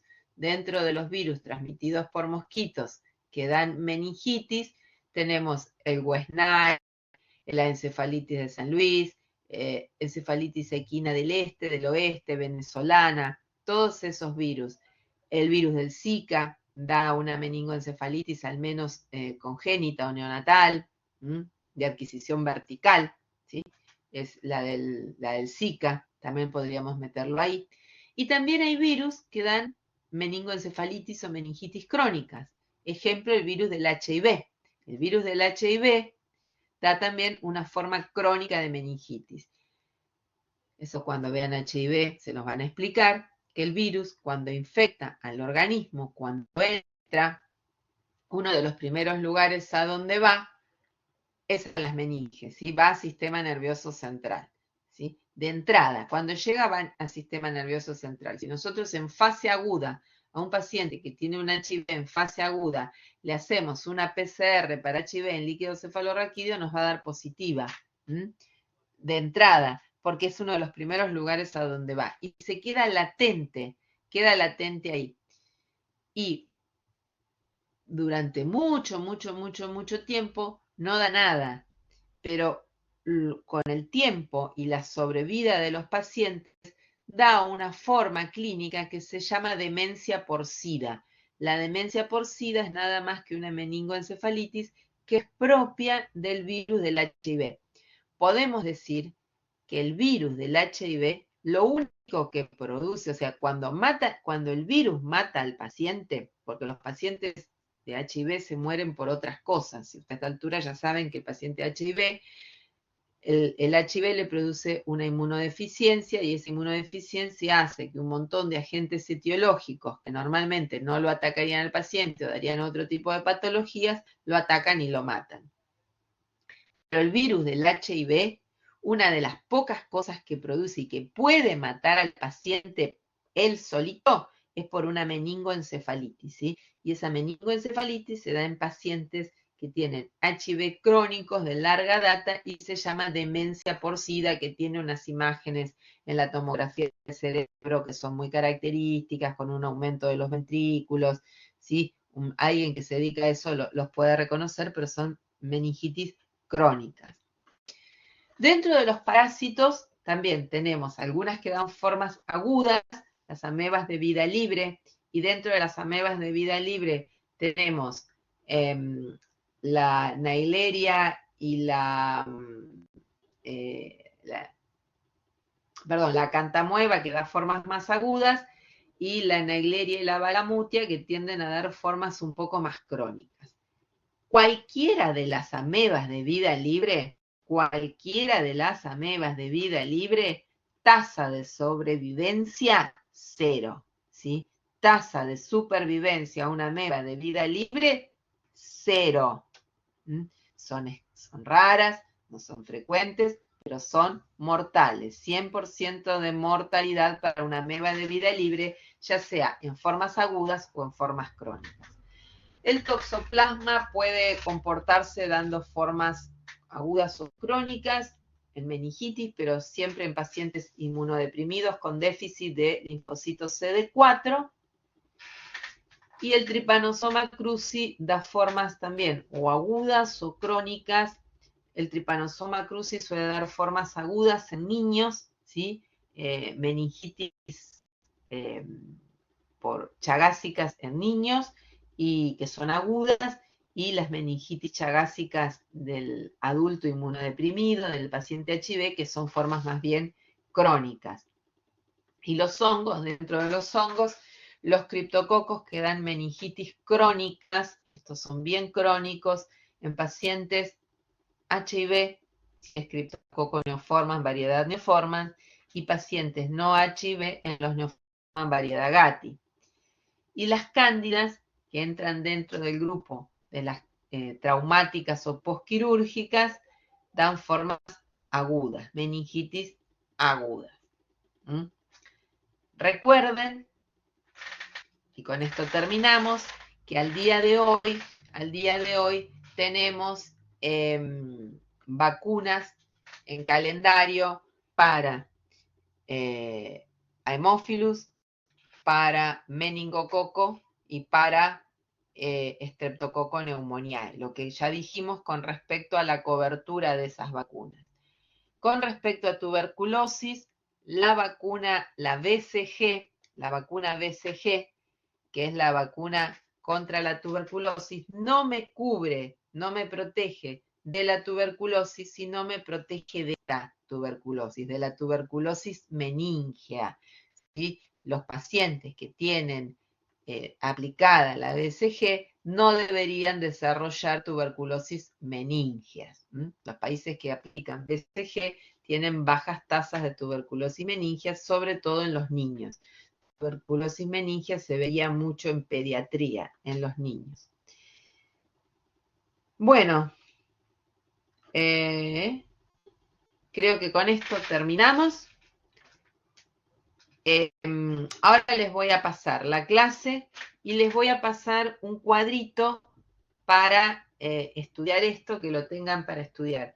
Igual la clase de la práctica de esto no es este lunes, sino el otro lunes, ¿sí? Porque este lunes vamos a sembrar catéteres y vamos a ver los frascos de hemocultivo, qué nos pasó con los frascos de hemocultivos. Y el otro lunes vamos a hacer líquidos, vamos a hacer estos líquidos cefalorraquídeos, vamos a ver qué conseguimos dentro de líquidos cefalorraquídeos, ¿sí? Bueno, chicos, hasta acá llegamos, que tengan un lindo fin de semana, nos vemos el lunes, chau, chau.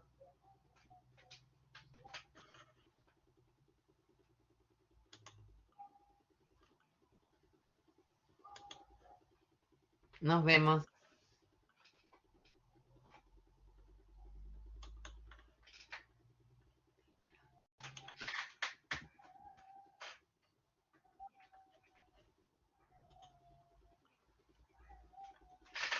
Chau, chau, chicos.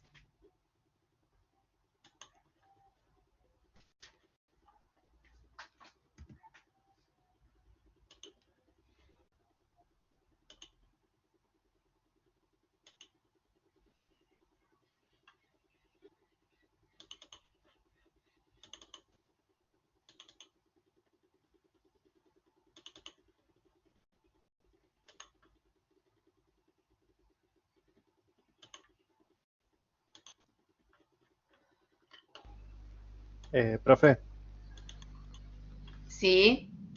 si puede, después no se olvide de detener la grabación, así se guarda. Ay, tenés razón. Gracias por avisar.